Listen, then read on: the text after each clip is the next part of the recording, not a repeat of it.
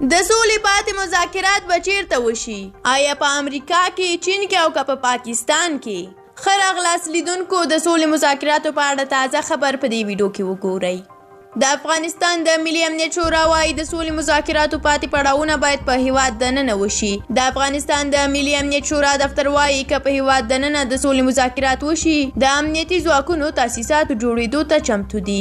د ولسمشر محمد اشرف غني د ملي امنیت سلاکار حمدالله محیب نن شنبې په خپله ټویټر پاڼه ولیکل چې د افغانستان د اسلامي جمهوریت او طالبانو ترمنځ د سولې خبرو پاتې پړاوونه باید د هیواد دننه تعقیب شي. دولت د ځای په اړه ځانګړې ملاحظه نه لري او چمتو دی د هیواد هره سیمه چې طالبان پیشنهادوي هلته د تاسیساتو جوړولو په شمول بشپړه آمادګي ونیسي او خبرې پر مخ یوسي. دغه شورا وايي په دې ډول به مرکزي پلاوي د افغانستان دننه شرایط درک او په دغه پروسه کې به د اضافي لګښتونو مخه ونیول شي.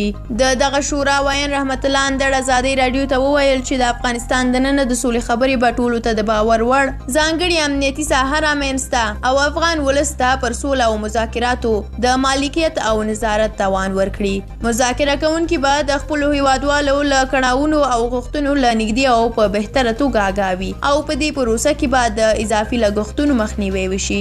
خو د دغې ډلې ویاندویانو تر اوسه څه نه دي ویلي. دا په داسې حال کې ده چې دا مهال په قطر کې د افغان دولت او طالبانو د سولې مرکزي پلاوو ترمنځ دوهم پړاو خبرې روانې دي. دا لومړی ځل نه دی چې د افغانستان حکومت طالبانو ته دا ډول وړاندیز کوي، بلکې له دې وړاندې هم ولسمشر محمد اشرف غني او د افغانستان د بهرنیو چارو وزیر محمد اتمر وړاندیز کړی و چې د طالبانو او افغان حکومت ترمنځ د په هیواد دننه د سولې مذاکرات وشي. طالبان وړاندې دا وړاندیزونه رد کړي دي. د افغان حکومت له لوري د طالب بندیانو د خلاصون پروسې پر مهال د افغانستان د بهرنیو چارو وزیر محمد اتمر دا هم ویلي و چې طالبانو سره د مذاکراتو پړاوونه به په جلا جلا هیوادونو کې ترسره شي. هغه چې طالبانو هم دا موضوع له ازادي راډیو سره په خبرو کې منلې و او ویلي و چې دا پریکړه د دواړو لورو په توافق مخته ځي.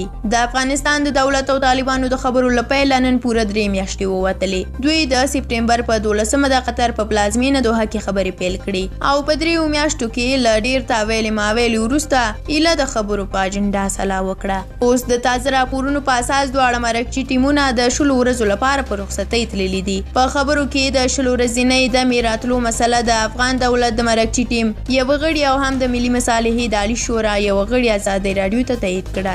دغه دواړو افغان چارواکو ټینګار وکړ چې د دوی نوم د موضوع د حساسیت په خاطر وانخیستل شي. لا تر اوسه رسما نه افغان دولت او نه هم طالبانو په خبرو کې د 10 ورځې د میراتلو په اړه څه نه دي ویلي. له تاسو مننه چې ویډیو مو تر اخره ولیدله. که د افغان دولت د دې غوښتنې په اړه نظر لرئ او دا چې طالبان به یې قبوله کړي دا غوښتنه او که نه، په دې اړه خپل نظر راسره کولی شئ په کومنټ کې شریک کړئ. د همداسې نورو خبرونو د لیدو لپاره زموږ یوټیوب چینل در سره سبسکرایب کړئ. تر بیا او بلې ویډیو الله مو مل شه.